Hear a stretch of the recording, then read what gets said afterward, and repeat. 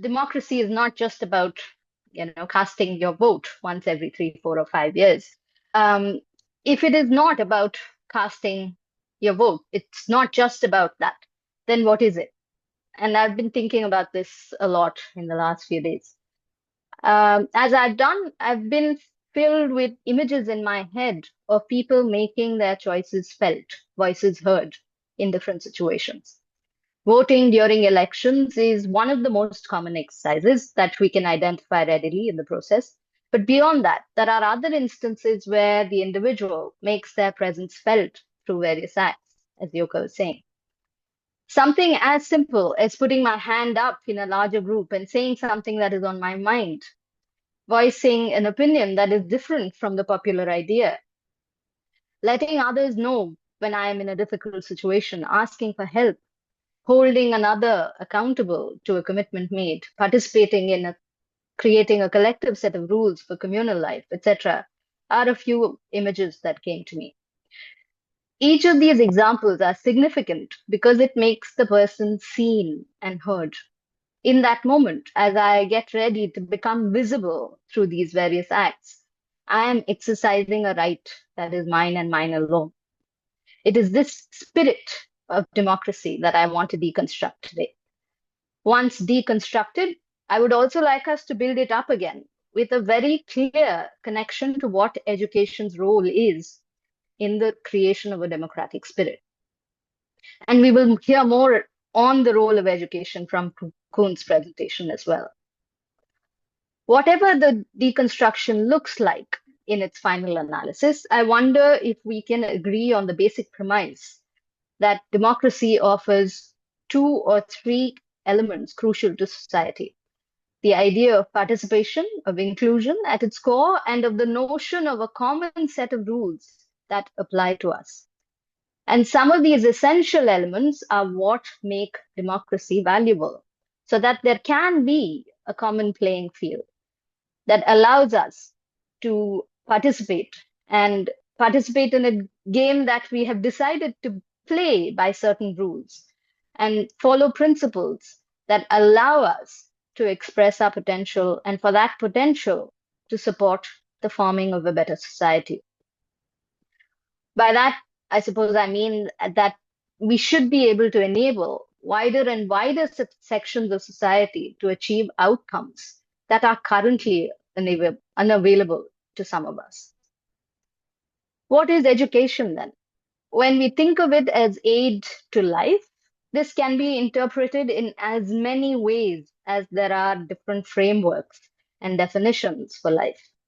In any definition for life, there is a need to recognize the reality of the world we are a part of and find ways of responding to the conditions that face us. This might look like problem solving on a daily basis, facing the mundane with renewed interest, recognizing the imbalances around us, addressing inequalities, all the while thinking in ever widening circles of influence we have in our family, society, ecosystems. Eventually, thinking of our roles as citizens of the world with the capacity to actually shape this reality. As educators of future generations, in true democratic spirit, we are not thinking of ourselves as creators of future generations, but realizing our responsibility to create conditions for the coming of individuals who are equipped to deal with the many situations in life that face them and to deal with it with confidence. It is a recognition of the work that is ahead of us, an acknowledgement of the true scope of education, and self-actualization for all of us as educators in the process. To do this, going back to the basics and understanding what we are fighting to uphold in the essential human experience and what we have to do in the process is important. Democracy as a word, which is much maligned and misused today, is one such experience that needs deconstructing and reconstructing. The deconstructing will help us to identify those domains of our lives where we have normalized undemocratic processes. And the reconstructing will help us to define it in a way that suits us as a people of this current world we live in. And it is in this context that we are aiming to look at our relationship with this word, not just as Montessori practitioners, but as parents, family members, community members, citizens of a country, citizens of the world, and as cosmic agents. As we begin the process of deconstructing the idea of democracy, one of the things that we may have to contend with is the role of education systems that we have already been a part of, which have, in a way, maybe prepared us to be passive recipients for welfare and care. In many democratic domains, the leaders feel responsible for the citizenry or are called to feel responsible and are therefore called to respond to the problems that face them. As citizens, we make our displeasures and difficulties felt or heard. That elicits a response. And the buck stops there. What happens after this is in the hands of the leaders, a chosen few, who are deemed to have the knowledge, experience, and above all, stature to make these collective decisions for a whole group of people. This is also the format for how leaders canvass for support from the masses. So, as a people, oftentimes, we are in a position to take what comes our way, to choose among the offerings and pick one. In other words, this aspect of democracy becomes transactional. I will vote for you and you do this for me, or I will do this for you and you vote for me. We may want to say, is this not democracy? But maybe the question to ask is, whose interest should the voting population aim to uphold in making their choice? And depending on our sensibilities, the answer to this question could be many and quite varied. For those of us who have been a part of education systems which decide for the students what they should be taught, I wonder if we have also been primed for other such situations where we receive what is given to us. It could be argued that we choose the area of study and go in with our eyes open about the syllabus and curriculum requirements. But though we walk in effect, we are doing so with our hands tied behind our backs because there is very little opportunity for choice in what we receive after that. There is another question to be asked here. I'm full of questions throughout this talk, so bear with me. Of how this influences what we perceive our role to be, even when we are away from an educational setting. This idea that we are vessels that need filling could become a deeply conditioned state in which we function, to the extent that when we are faced with other crucial situations, we respond in the same way by taking what is given to us.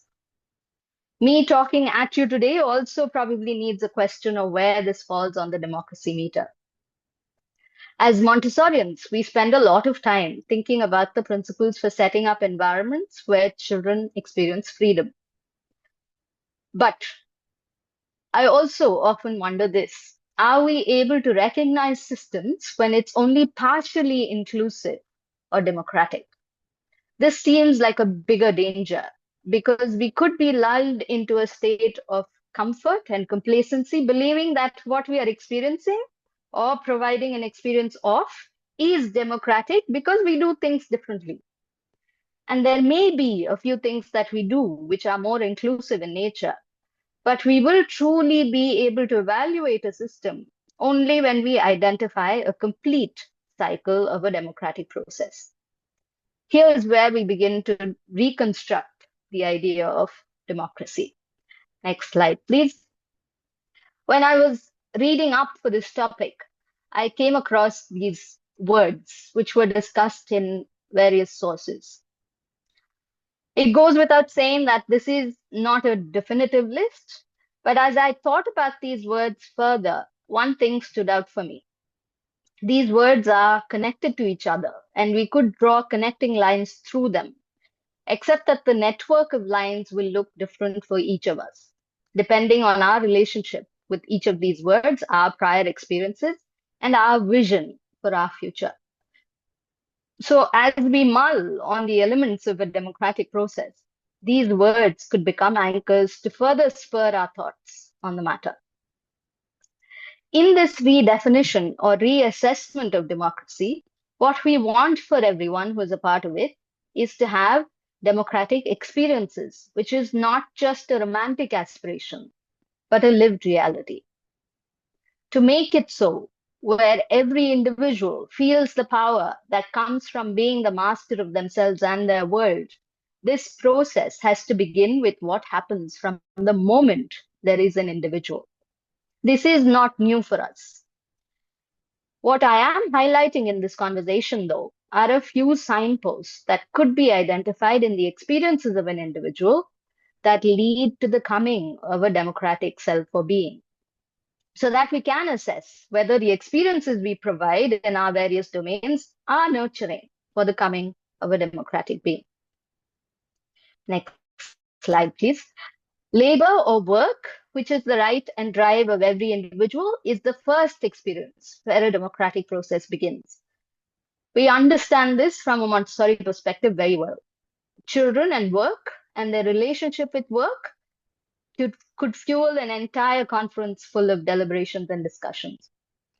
The conditions of a child's environment to choose what they do, when they want to do it, how they want to do it, how long for, are all considered and made allowance for in properly prepared environments.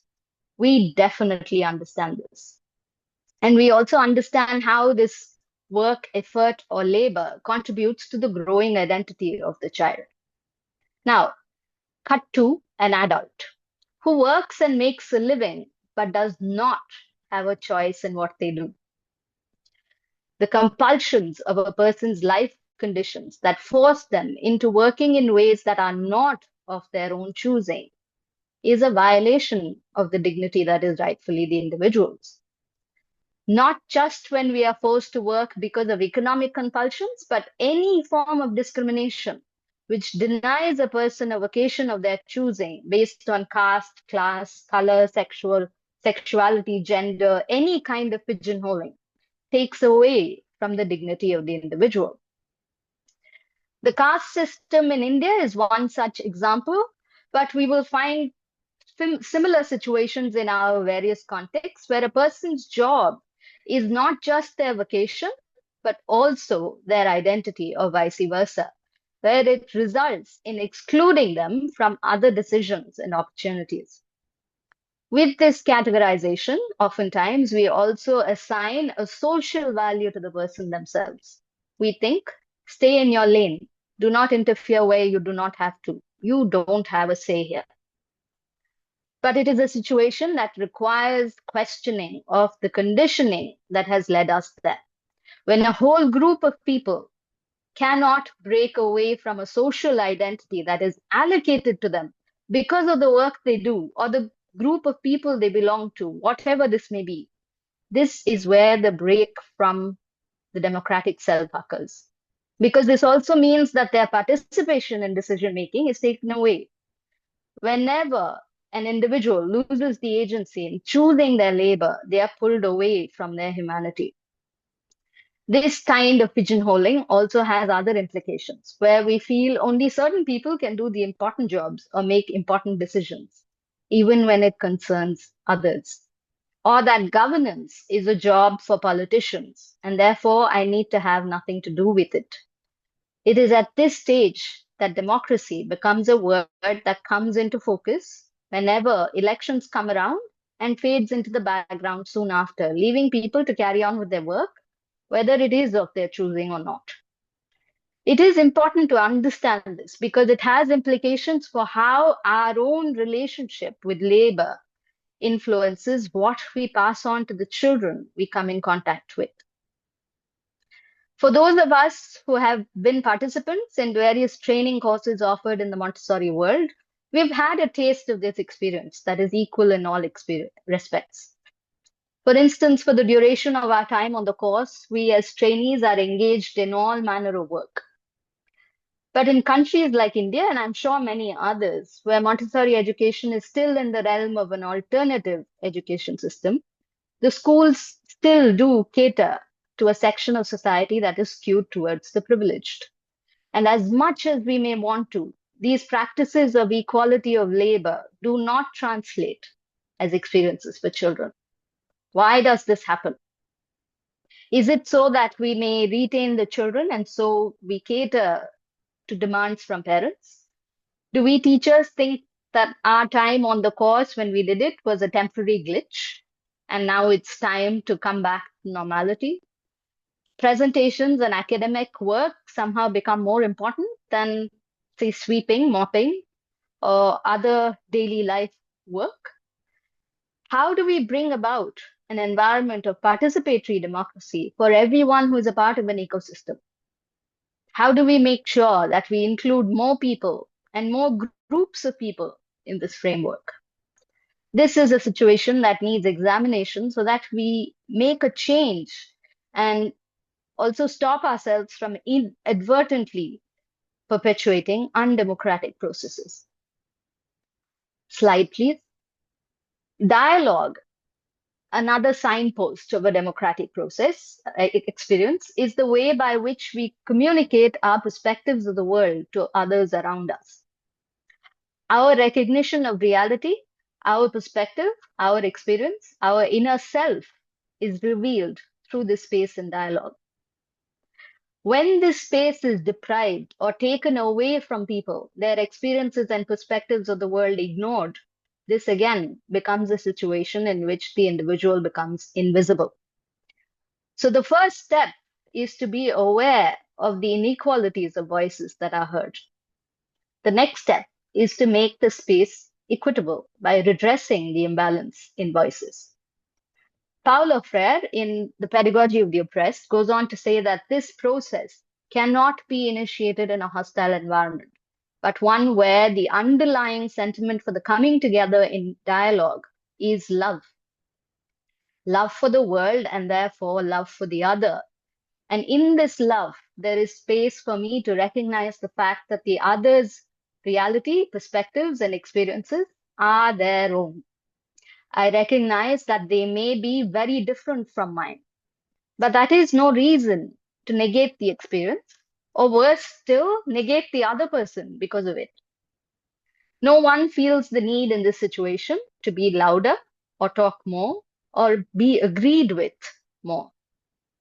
In this process of dialogue, it is possible to reach out to the other and see the world from another's perspective without having to make it our own. With multiple perspectives such as these, it becomes possible to be in touch with the reality that is not shaped by just my own. Again, Dr. Montessori also spoke of love that humans have for the world around them. She spoke of it as an inherent capacity that the child is born with, and which is a capacity of the human beings for a special reason. While Freire and Dr. Montessori might have slightly different views on the origins of love in a human being, they both speak of its essential role in the connection with the world in the same way. Paulo Freire further identifies four elements necessary for a true dialogue other than love: humility, faith, hope, critical thinking. Through this cycle of love, humility, faith, hope, and critical thinking, he says it becomes possible to understand others' realities and further find solutions for situations that need one. Naming, creating, and recreating. This manner of recognition of reality is the path to being true to who we are. When we fail to recognize reality or ignore it, or partially recognize it, the reflections and actions that stem from it are also inauthentic. This exercise of recognition of reality requires a strength of character that needs to be cultivated and nurtured, starting with families, moving on to ever-widening domains of interaction.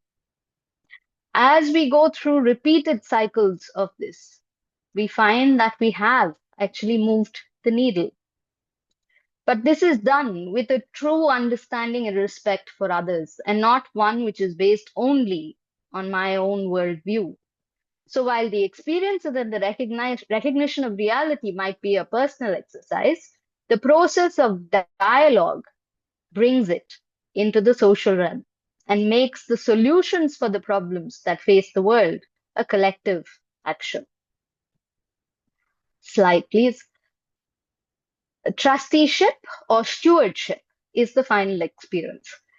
According to Wikipedia, trustee or the holding of a trusteeship is a legal term, which in its broadest sense refers to anyone in a position of trust, and so can refer to any individual who holds property, authority, or a position of trust or responsibility for the benefit of another. This last phrase, the benefit of another, this is the focus for us as educators that is relevant.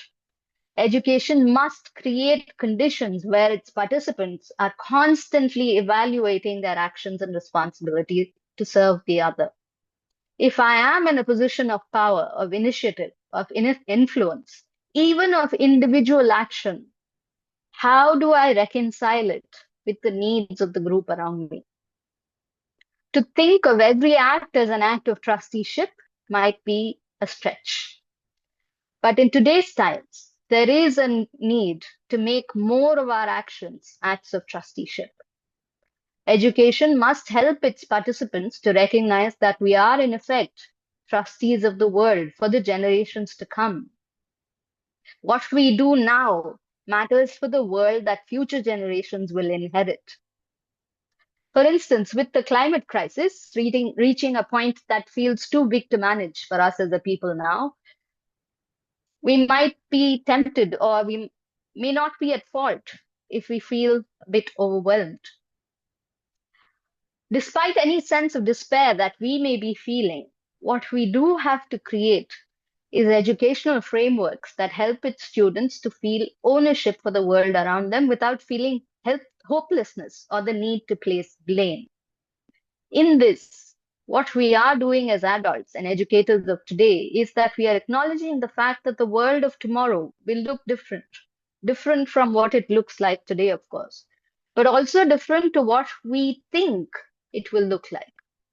Because we won't be the actors in a future world.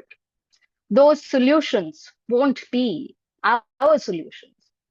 So we need to maintain our sense of trusteeship of humanity, if we like, and do what is needed of us now to prepare youngsters to be guardians of and trustees for the future.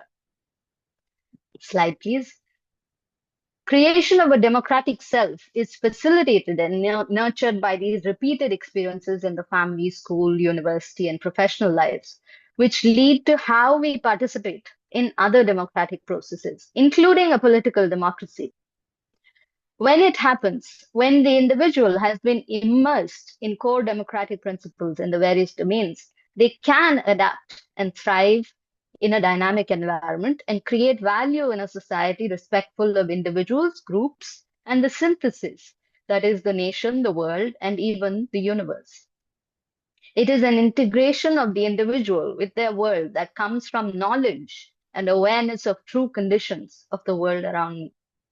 So my labor finds relevance in these dynamic, ever-changing conditions. As conditions changed, I am equipped and willing to change as well. A process of creative transformation. This creation of the democratic self is what we see as an outcome. And when we see a democratic self appear, we see adaptation and critical consciousness, or adaptation with critical consciousness. Paulo Freire spoke of critical consciousness or conscientization, where he saw it as going beyond an awareness of the reality around us to a deeper conversation and understanding of our context and knowledge of what we can do to transform the situation. Constant ethical demand to dialogue, grapple with, and reflect on situations which are far from our own reality or seem too challenging for us to deal with even. This leads to adaptation. True adaptation is one which moves beyond accepting and internalizing whatever current realities are to creating solutions for the problems, imagining better societies. Conscientization has a role to play in that. When adaptation is successful, the individual could hold specific solutions to particular situations that face them, because true adaptation at this stage would be about not accepting my reality as the state of the world, which we need to get used to, but moving beyond that. Paulo Freire makes a distinction and calls this integration. Of course, for him, the idea of adaptation is one like a frog that has been placed in a pot of water that is slowly heating up. For a lot of us, maybe that is where we are. And that is our reality by virtue of maybe being handed down this attitude from earlier. For education to truly help the new generations adapt, we must make allowances for the recognition of reality and beyond that, also the skills to create solutions for problems big and small. This kind of adaptation is embedded every step of the way in the principles of democracy. Constant exchange between the teacher and the learner, leadership and the people, the individual and the world around them. This then calls for a praxis of reflection and action that is an ongoing exercise. In this process, the true nature of humanity, where we are engaged in an understanding of reality around us, while also recognizing that this reality is constantly changing. In this process, we also realize that we as players and participants of this reality are therefore constantly changing because of it. This has to become apparent to us. It is this realization that education must aim to reach its participants. The idea of adaptation in Montessori philosophy is exactly this. This exchange between the individual and the world around them, knowing the relevance of their work to transform the world, and going a step further, also be transformed by it, is the nature of all work that is done. I do believe that for participants in true Montessori environments, there could be a lived experience of democracy in education that then becomes a lived experience of democracy in everyday life, of adaptation through critical consciousness. We may just need to ask ourselves if the processes are complete and democratic at every step of the way. Slide, please. In conclusion, Dr. Montessori spoke of the need for an unerring faith in the child's powers. Education must bring a similar unerring faith in the students or participants for the future, where every individual has faith in their own ability, has faith in the other, and has solutions for the problems of the now to create and recreate for the future. Faith in the world, faith in myself for being able to solve the problems of the world. True emancipation is where I don't feel helpless and therefore hopeless, but where I welcome the possibilities that the challenges provide, and I'm also confident of my abilities to suitably respond to these challenges. This leads to the creation of a group of people who are interested in the idea of universal love, well-being. That is what creates their own well-being. We have a saying in Sanskrit, Lokha Samastha Sukhino Bhavantu. In the document that's been shared, you'll find a little explanation of what this means. In the solving of the world's problems, my own are solved. In standing up for another, I am standing up for myself. In the recognition of your humanity, I recognize my own. I am because you are. Thank you.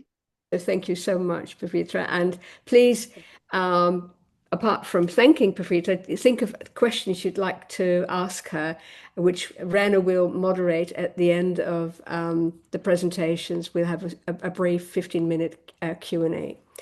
And now it's over to Koen Schaap. And Koen is an experienced social science teacher at IFCO, which is an art-based Montessori secondary school here in Amsterdam, the Netherlands. And besides teaching adolescents, he's a curriculum developer, coach, and trainer at the Montessori Study Center. And this study center is part of the larger Montessori group of schools here in Amsterdam with close to 6,000 students in the age range of 12 to 18, and approximately 500 teachers. So Koen will share his insights from the work he conducted by the Montessori Study Center here on what he called living democracy with adolescents in large urban schools. And these schools serve around 5,000 young people from richly diverse cultural and economic backgrounds. And his favorite Montessori quote as an educator was earlier this year, so I hope it hasn't changed. Education is not something which the teacher does, but it is a natural process which develops spontaneously in the human being. So over to you, Koen. Thank you. Thank you, Joke. Thank you, Ami, for having this wonderful opportunity to talk about a topic that has been in my mind and heart for the previous 30 years. And thank you, Parfrida, for making the philosophical foundation on which I can elaborate further. So, in my talk, I'm going to elaborate a little bit about the context in which we work in Amsterdam and the Netherlands, politically and Montessori. And I'm going to work my way through to talk a little bit about how we are trying to incorporate democratic ideals in our teaching in Amsterdam and beyond. And in this picture, what you see is one of our classes. This is a role play. Actually, it's a political role play. The students are divided into political parties because in the Netherlands, we have a lot of political parties. We have a system in which political parties needs to collaborate in government in order to get a majority. And this is a typical Dutch way we go about in classes. We do role play, we divide them up in political parties, and they need to take the perspective of the political parties and give arguments on what the certain topic or hypothesis is at that particular time. I'm going to give you a little bit of context. There it is. Of the Amsterdam, because Joke asked me, because I'm quite experienced in Amsterdam with social science, and we are quite experienced in Amsterdam with social science in Montessori 12 to 18. So I thought it would be good to provide a little bit of context. In the Netherlands, we have 160 primary Montessori schools, 22 secondary schools, and in Amsterdam alone we have 6 secondary schools. We used to have 4, but we have 2 more now in the last couple of years, and we have a lot of students and we have a lot of employees, and it's all in the vicinity of say 10 square miles next to each other. And a fun fact that I always like to raise is that the main school that we have in Amsterdam, which is near the museum quarter, is the MLA, the Montessori Lyceum Amsterdam. It was founded in 1930, and Maria visited in 1932. There's a picture here of her sitting in front of the students in 1932. And she wrote in the guest book that she thought that Montessori for the third plane was an interesting experiment. And well, that was the biggest compliment that she could give at that moment. But she sent her grandchildren to our schools in Amsterdam, so I think that we got her blessing anyway. I'm going to share a little bit about, I'm going to talk a little bit about the political situation in Europe and in Holland as well. As you probably know, because it's happening all over the globe, there is still a rise of populist political parties in Europe, and not all of them are very democratic. For instance, in Hungary, there's a very far right movement going on. We see it in other countries as well, but in in a tolerant country and a very Western country as the Netherlands, we see in the last 20 years the rise of populist voting, far left as well as far right. And the biggest party coming from the elections in the last 2-3 years was, in fact, a far right populist party. We had at the end of October, we had election for parliament, and we kind of stopped the rot because the political party that won the elections and became the biggest party is called D66, and the D stands for Democratic, and 66 is for the year that they originated from. So they're left of the center. So the swing to the right has been stopped in the Netherlands, and we are going to go back to the center, which is quite encouraging from my perspective, because I'm politically quite left wing. But this is like what we have been experiencing in Western Europe as it comes to democratic values, that they've been under strain, as they are in the US, I know, and are in a couple of places in the rest of the world.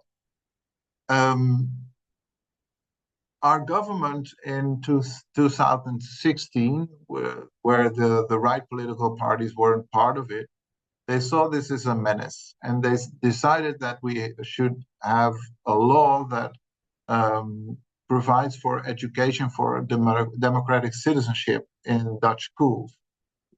They called it the International Civic and Citizenship Educational Study.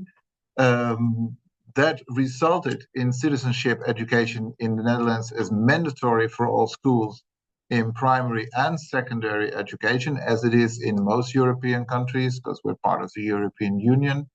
And in 2021, this resulted in a law which is called the Clarification of the Citizenship Assignment for Schools in Primary and Secondary Education.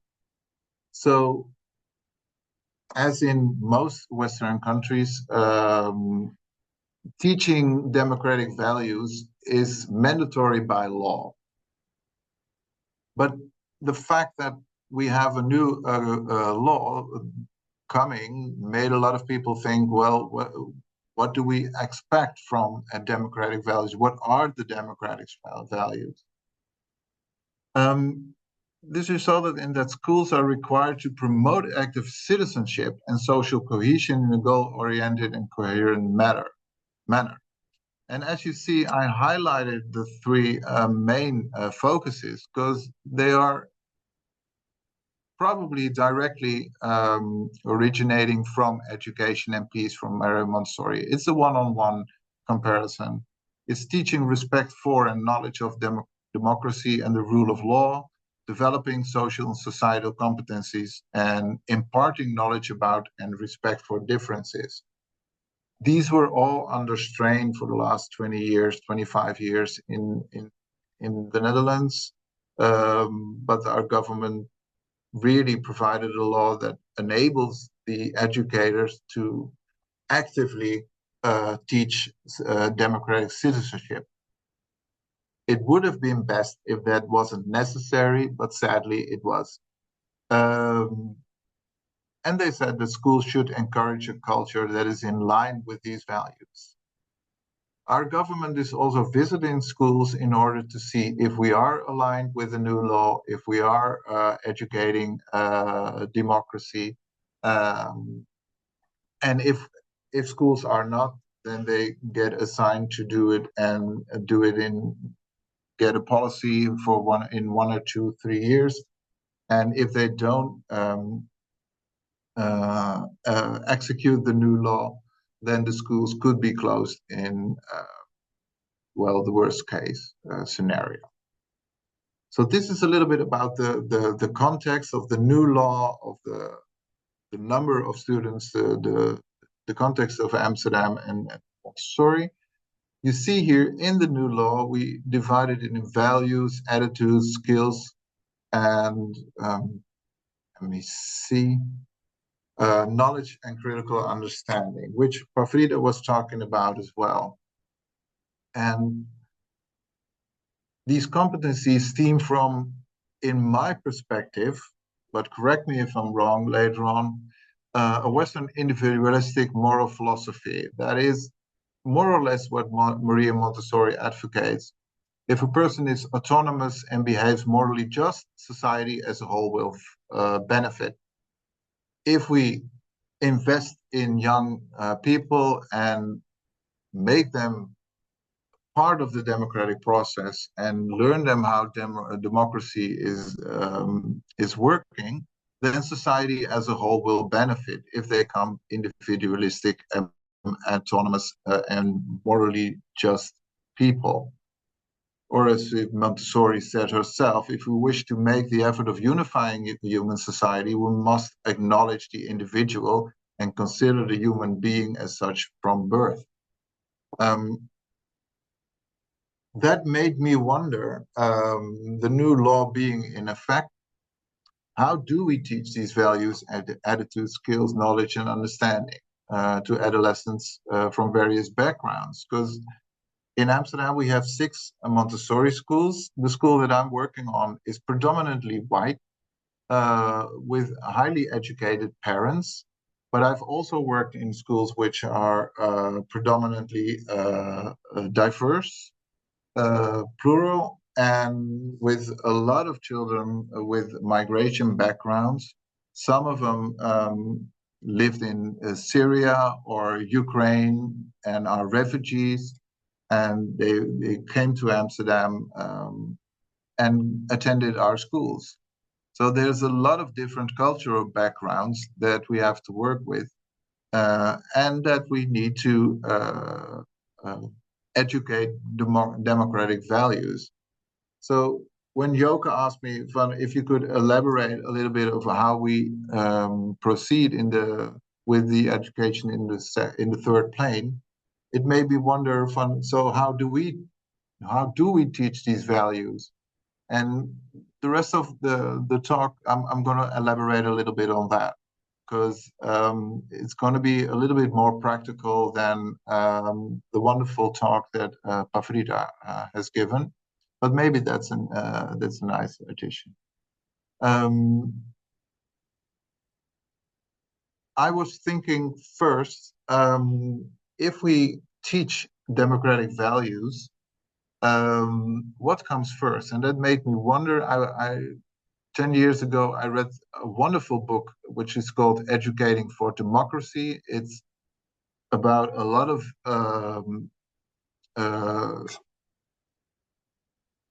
ways in which in the United States, people are trying to educate for democracy. A lot of projects, a lot of school sorts. And it made me realize that we do it in Europe in another way than they do it in the United States, and I never realized that. I'd love to hear of other countries as well, how they go about. But as it seems that the European way is we think first, and out of thinking, we start to participate and experience. So we think about democracy first, and then we proceed into participation in democracy and have democratic experience. But this book really gave me the insight that the American way is more or less the other way around. It says that participation comes first and experience comes first, and that leads to thinking and acknowledging democratic values. So it made me wonder, is the European way the best way, or the American way the best way to teach democratic values? Where do you start? Do you start with thinking about them, or do you start with experiencing them? And as it turned out, you do both. Of course you do both. And participation and thinking, experiencing processes hand in mind, it all comes together. It's the integration that Parfrida was talking about. And I love the quote that she gave in the bio. Eventually, when the experiences marry processes, we see the coming of outcomes such as adaptation and critical consciousness in the individual. And that is what we see when we work with 12 to 18 as well. It's not just learning about democratic values and having a test and getting a grade for the test. It's about living them.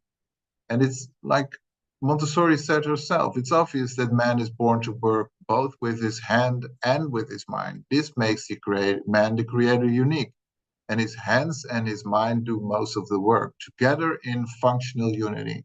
So it's the integration of thinking and acting and experiences and reflection that makes it work.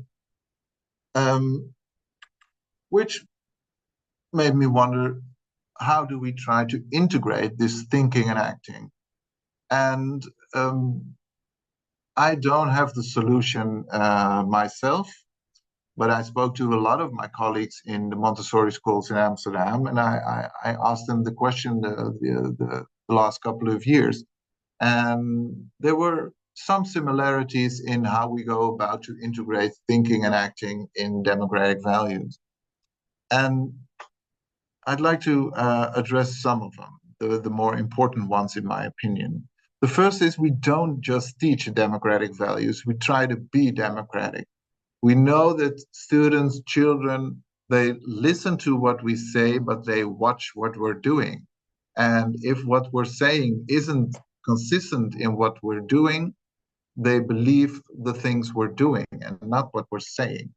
So the teacher has to set the example. If we are trying to educate democratic values in a non-democratic way, it doesn't make sense and it's not effective. So we as teachers need to be a democratic prepared environment and live the democratic competencies. And we have to show and tell the content and the boundaries of democratic behavior. This was a very important insight for me early on in my career. If I want children to be thinking democratic values, I need to be democratic. I need to integrate their thinking in how do we go about in this class, in these lessons, what do you think should be done, etc. Having their voices heard. The second insight that was important for me is we try to focus on empathy and not sympathy. The various scientific research show that if you try to influence the opinions of people directly, that is, most of them, it's not effective. A left-wing liberal shall not become a right-wing populist just by argumentation. But we do know, also from the book Teaching Democracy, Educating for Democracy, that if we do role play, if we ask people, students, to give arguments from another perspective than their own, they won't change their mind about a certain topic, but they will be more tolerant to people who think otherwise. So adolescents will not adjust their views unless they are willing and able to see things from a different perspective. So a left-wing liberal won't become a right-wing populist, but at least they know how right-wing populists think. And the fact that they acknowledge that they think in a different way makes them more open to collaborate, to compromise, and less polarization. And the third thing that I would like to share with you is we always take into account the influence of peer pressure. And this is really a third plane thing. Adolescents will always check their opinions with their peers. So if they are engaging in democratic, in free speech, in role play, they will always check their opinions with their peers. And social conformity plays an important role in their lives and moral development, even though they are convinced their opinions are their own. And pure autonomous individualistic thinking is hard for adolescents. We always keep this in mind, that if we have a discussion about a certain topic in class, that peer pressure is there. In my own classroom, I once asked the question, what do you think of gay marriage? And we are very proud in the Netherlands that we're the first country to have had the law on gay marriage. If I do it in a classroom here in IFCO, where there are liberal children, predominantly white, from high educated parents, they're all for it. They're all for it. If I do it in a classroom a couple of miles away with a lot of children who are from Middle Eastern cultures, if I ask the question, there's a silence. They look at each other and they all say, we're against it. It's not normal. So how do you go about that as a teacher? I always wonder, because at IFCO, they think the way that I think. So I don't tend to ask them to elaborate on their arguments of why same-sex marriage is a good thing. But at the other school, their opinion is contrary to mine. So I tended to ask them, could you elaborate on why? And they did. But as they did, they were looking at each other. They weren't looking at me. So peer pressure was on the way there. And so there I asked them to lay their heads down on the table, not look at each other. And I posed them the same question again. And as it turned out, they were more tolerant if their peers weren't looking. So that made me realize that these children are more democratic than they seem to be, and more tolerant than they seem to be. They're more adherent to the values of the new law than they seem to be because of the peer pressure. I'd like to end my small talk with a couple of examples of how we try to integrate thinking and acting in Montessori schools in Amsterdam. It would be too much if I say that we succeed every time, but these are examples of how we try to integrate this.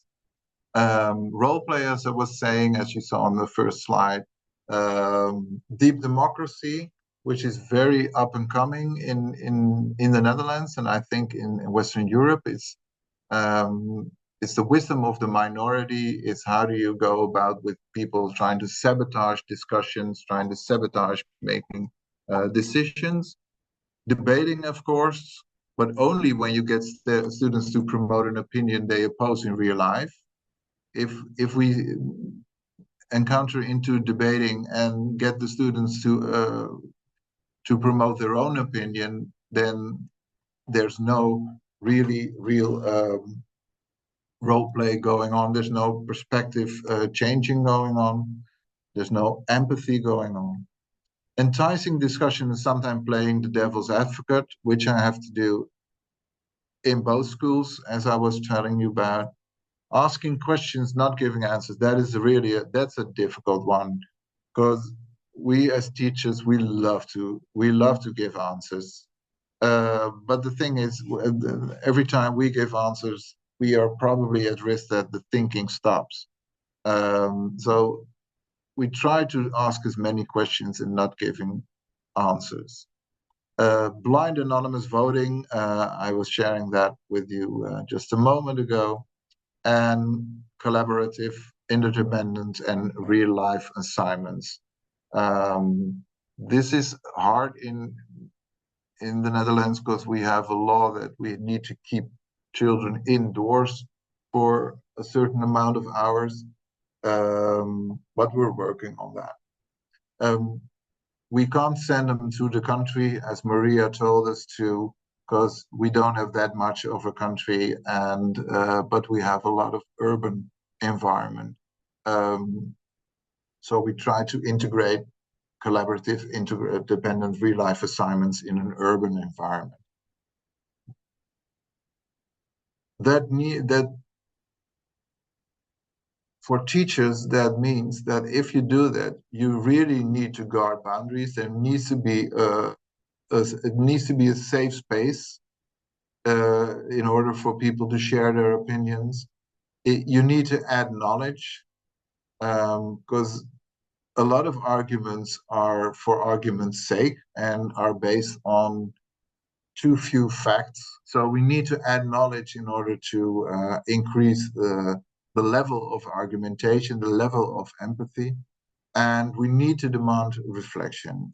We need to demand from children to look into their own opinions and feelings and question themselves. And that has to be done in a very, very safe environment, which is not always there, but we're getting there every now and again. Thank you very much. I think you've given us a lot of food for thought.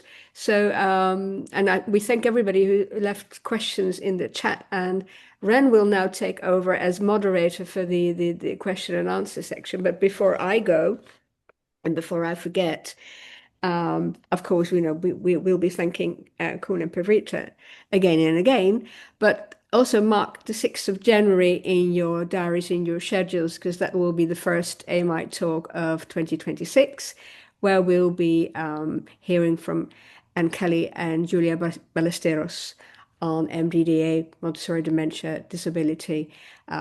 So that will also be an interesting talk. But this was very educational and very insightful. So thank you, and over to Ren.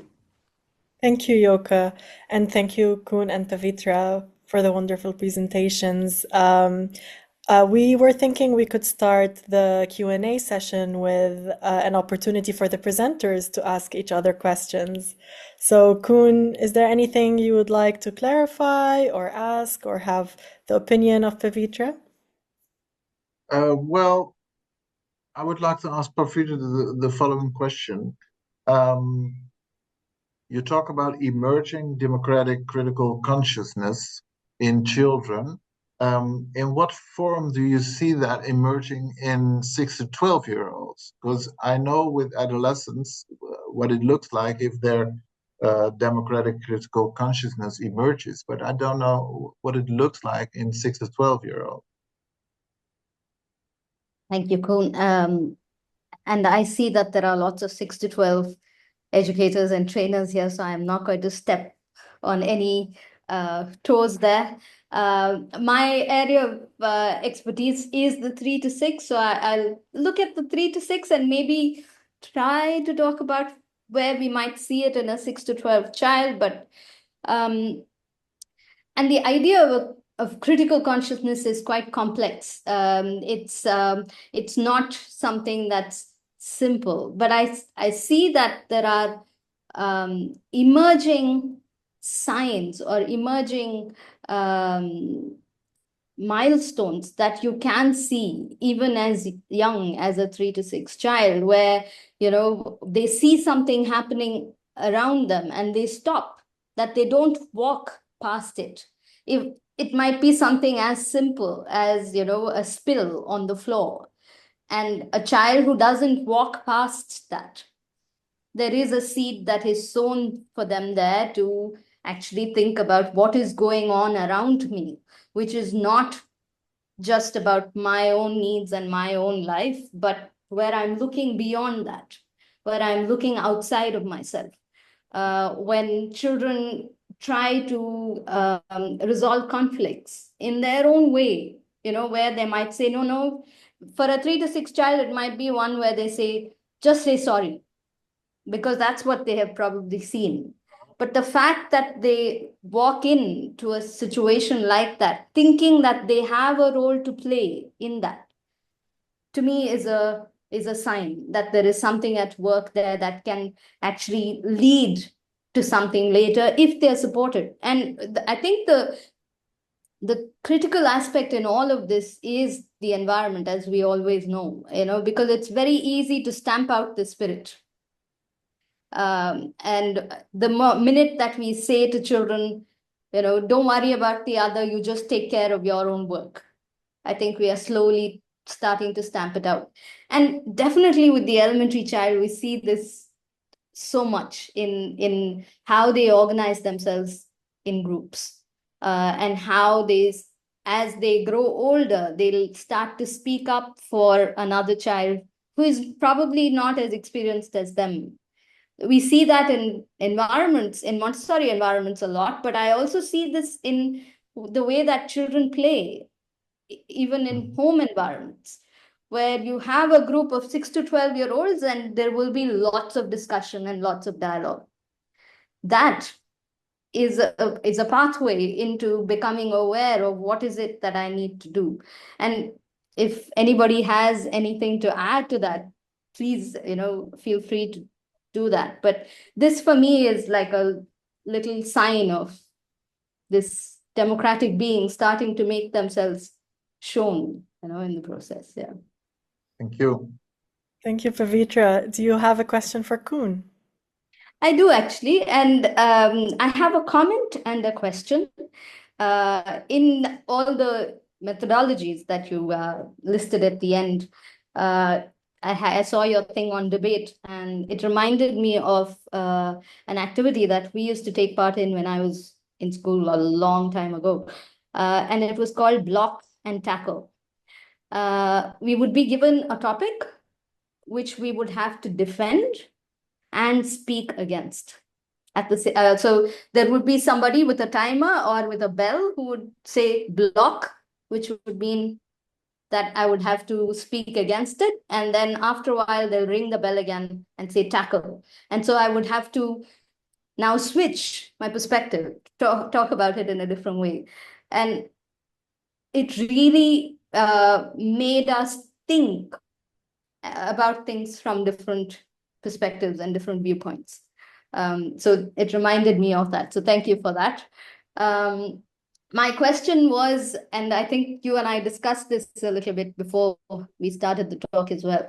I'm wondering what makes the adolescent, that period, what makes it a time that is conducive for education for democracy?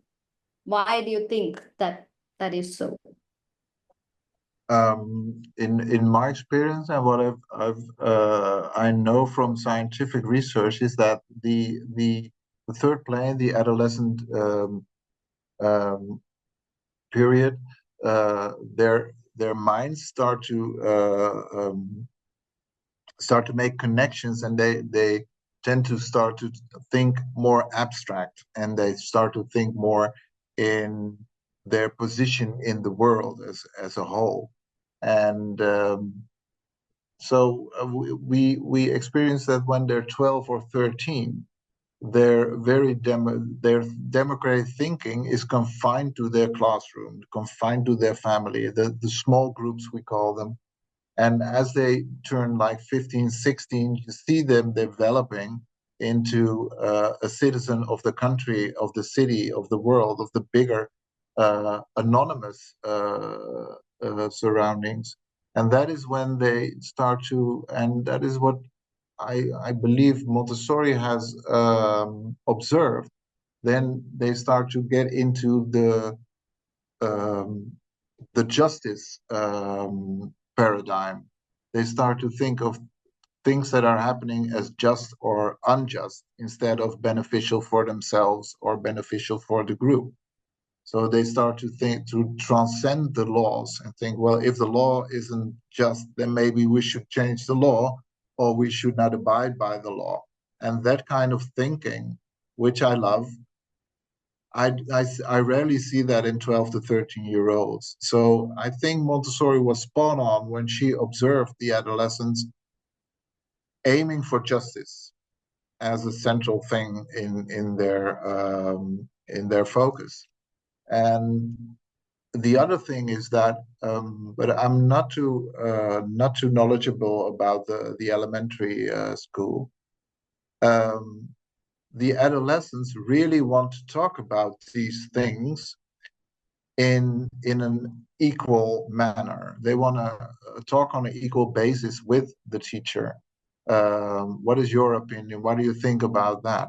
And we know that in debating topics, if the teacher participates, I think that it was the Visible Learning Hattie research. If the teacher participates in these discussions, that the learning effect and the different perspectives taking of the students are much more effective. So they learn more if you participate. And us as social science teachers, we are trained not to give our own opinion.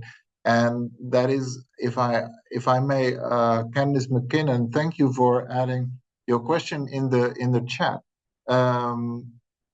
You said, I wonder how the perception of the teacher's opinion affects the children's answers. I'm very wary in giving away what political party I vote for and what my opinion is. But I know that if I just pose my opinion and say, well, listen, this is my opinion, and you could have another opinion, that is okay. And I'm still the teacher, you're still the student. But as it goes for opinions, if they are argumented well with facts, and then we're at the same level here, that works like a wonder. So I just that made me think, Parfrida. I'm ranting on the influence of the teacher on the democratic education of the thing is very, very, very big, I think. Yes, thank you, Koen. You've answered several of the questions in the chat already. But Pavitra, I have some questions for you from the chat. I'll combine one. So from Arnold, he asks, if our education systems condition children to be passive, what practical steps can schools take to actively uncondition these habits and nurture genuine democratic participation? I'll just combine it quickly with Alice's question about how do we implement this in less democratically inclined societies or countries. I guess Koen discussed some examples in the Netherlands, but maybe you can discuss some maybe specifically with trusteeship or some of the other characteristics you mentioned. Would you like to answer it? You've already started it going. As you're saying, Ren, I think where we can, and to not be discouraged, I think that's the first step. As educators, I think we have to kind of make sure that whatever our state of mind, whatever our impression of the world and the state of the world today, that we keep that out of the equation. I think that's the first step. And then to evaluate even the smallest of experiences that children have for these experiences, that the democratic experiences that I've outlined. You may identify more, and if you do, please do let me know. But, are we passing on the attitude of equality of labor in what we do in our classrooms? Who does the cleaning up of the environment, of the classroom? Are we doing it together as a group of people who feel responsible for this space and take care of it? Or is there one person assigned to do it? If you see that, then you have a very clear path forward, which starts off a process where you're showing children how all labor is equal. And as they grow older, to actually have conversations with children where they don't see this equality in labor. And why does that happen? That would then bring this experience into the realm of dialoguing, because what we see sometimes for children and what they experience in daily life, there could be a mismatch. So if this is what I experience in school, but this is what is going on outside, how do I reconcile it? So then what kinds of conversations can we have with children about it? And they can start when they are really young. Just that the conversations may have to be a little bit different depending on the age group, but even with a 3 to 6 year old, you can acknowledge the fact that what they experience in a classroom and what they are seeing outside are two different things. To just acknowledge it starts off a process of dialogue. But then with a 6 to 12 year old, where they have a lot of ideas and a lot of opinions of what must happen or what shouldn't happen, to make it a more nuanced discussion as they grow older. And as Koen says, in the in the 12 to 18 period, they are naturally inclined towards this exploration, a personal exploration anyway. But these experiences of labor, dialogue, and trusteeship, to break them down and to see how are we providing it even in the smallest of experiences for the children. How do they feel care for their classroom or for the other person in the classroom? Am I saying to the children, don't worry about the other? Is that something that I'm saying? If I am, then I know that that's a bit of language that I need to change. Am I saying don't worry about what goes on outside? Let's just focus here. If that's the language that I'm using, then that tells me something, right? So to kind of evaluate these experiences that we are creating for children within a classroom, to write down a few and to see where does it stand against this experience of equality of labor? Are they seeing it?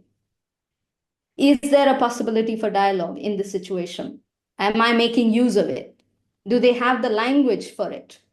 What language do they need then? How can I create it for them? How can I help them have that language for it? How do they feel ownership for communities that they are a part of, whether it is a school, whether it's the home, whether it is the street that they live on, whatever it may be? How can we create those? It might seem like a small thing, but it actually amounts to a lot in the end. And it doesn't have to be, you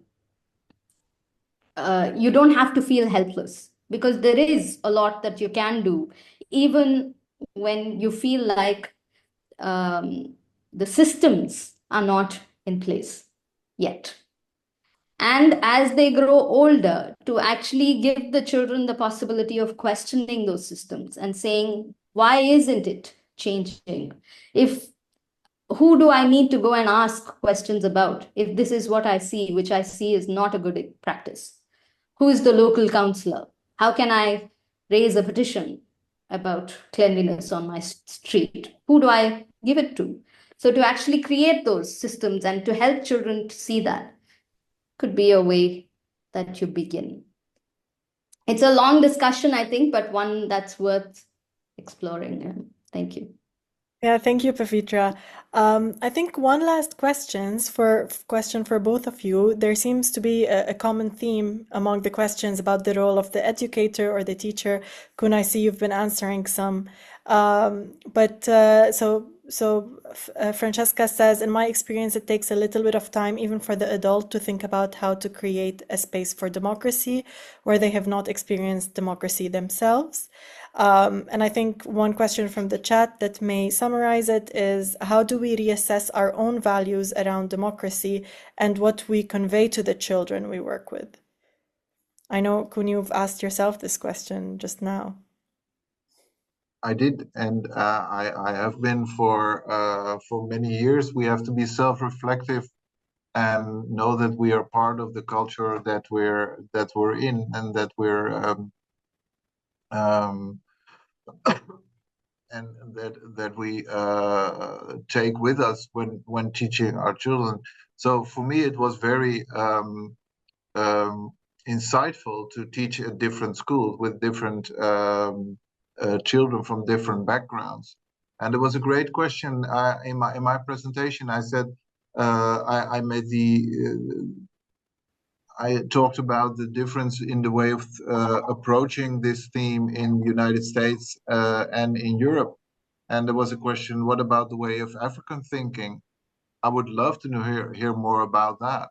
And the question Arnold asked, many Ugandan classrooms have 16 to 100 and even more learners. How can we create democratic spaces where every child, that is a tough question, especially if the culture is more an obedient culture than a free opinion culture. The only thing that I can say from my perspective, the Amsterdam Dutch perspective, is start small. Start with small steps. don't bombard them into a full-blown democratic environment. That doesn't help. And just ask students what they think of the way you're teaching, for instance. Then you show that you are interested in their opinion. But if you have 60 to 100 learners, that's a challenge for sure. For sure. I don't have the answer for that. Pavitra, do you want to add anything? It's a limited perspective, but I'll try. I understand the challenge of large numbers because I come from a country of large numbers, as you can well imagine. As Koen is saying, starting small is possible even in large numbers. It might be something like, if you go into a classroom thinking that, you have to start off with a lesson, but you also have time for a story at the end, offer them the choice of what shall we do first, story or the lesson. Start with something as simple and as small as that, and slowly create more and more situations in which the children are telling you what they would like to be doing. I saw that there was a question in the chat group that of, how do we help children become more, take more responsibility for what they would want to learn. But starting with something like that, even in a classroom of 60 children, to say, what shall we do first, starts it off, and then it goes further. Having children, the framework is always there within a classroom, even in a large setup where you have 60 children, you have the framework, keep them within that physical boundary of that classroom. You don't have to do anything else. But can we do a few things where you have to manage your time on your own? Read this by yourselves and tell your friend what that book says, what those few lines say to your friend. Teach each other. It can be something like that. And then slowly it could, kind of progress into more and more things which are children led. If children can get their hands on working with material, show the teachers how to do that, and then help them to create more sets, show them a sample, show them a template, and then let the teachers make more templates, more activities that can be used with the children themselves. If I may add, Pavitra, I was thinking of a very small thing that we in the Netherlands try to do, is that the teacher's desk, usually in the more conservative classrooms, is in front, in center. If you put your desk on the side of the classroom, then that shows that you're not the important one. And we see that the behavior of teachers is different when they adjust the seating, when they move their desk to the side instead of being central. And that's just a small thing. Sorry if I interrupted, sorry. Thank you, Koen. Thank you both so much. Yoka has suggested that we put all of the questions in the chat. You can feel free to add your question again and then respond to them in a newsletter. But thank you both so much. Yoka, I'll give it to you for closing.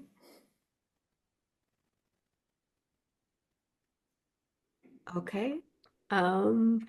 Well, thank you, Ren, for doing that. Those were really great questions, and we're sorry we didn't get round to all of them because there were some fantastic questions there. But fortunately, both Koen and Pavitra have given us really good answers, very deep answers as well. So thank you very much for sharing all of that. And we'll try and think of a way of incorporating, well, all the questions that were asked. And we'll check with Koen and Pavitra how they would like to go about answering the remaining questions. But we'll keep all these in mind and on record, actually. So we hope we're rushing towards the end of the year. So we hope all of you will have a great Thanksgiving, if that's a festive day in your part of the world, and a great December month and a very good start to 2026. And we hope many of you will have the opportunity to join us again on the 6th of January. And thanks to our lovely speakers and our great colleagues for making all this possible. And I'd say ciao, and thank you very much for joining.